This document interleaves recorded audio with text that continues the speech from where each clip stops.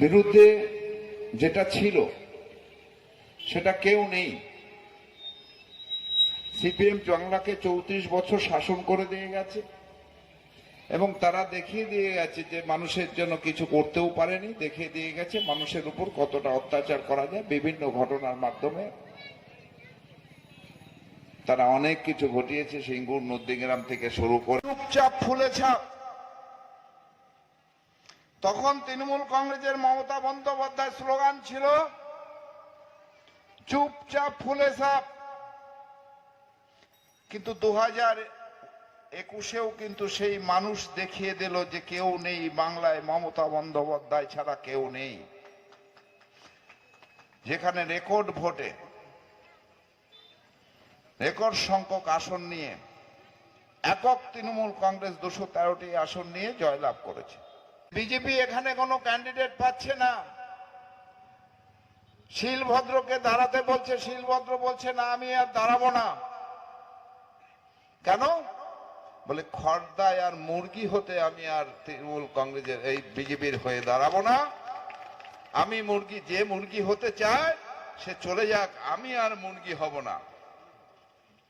এর আগের বার মুরগি হয়ে কাটাকাটি না করলেও তা বাড়িতে সুস্থ মতন ফিরে এসেছি। এবার বোধহয় নিজের পরিবারের লোকেরাই নিজেদের কেটে দেবে। আজকে দেখছিলাম টিভিতে, মমতা বন্দ্যোপাধ্যায়ের পরে যতজন সৎ লোক আছে রাজনীতিতে তাদের কিন্তু প্রথম দ্বিতীয় স্থানে কিন্তু শোভনদেব চট্টোপাধ্যায়ের নাম পড়ে যাবে। উনি খুব ভালো লোক, ভদ্রলোক। আর সব থেকে বড় কথা হচ্ছে যেটা মমতা বন্দ্যোপাধ্যায় চান, তৃণমূল কংগ্রেস করলে মানুষের সাথে এবং মানুষের পাশে থাকতে হবে, মানুষের সুখে দুঃখে তার সাথে থাকতে হবে এবং কাজ করতে হবে মানুষের জন্য।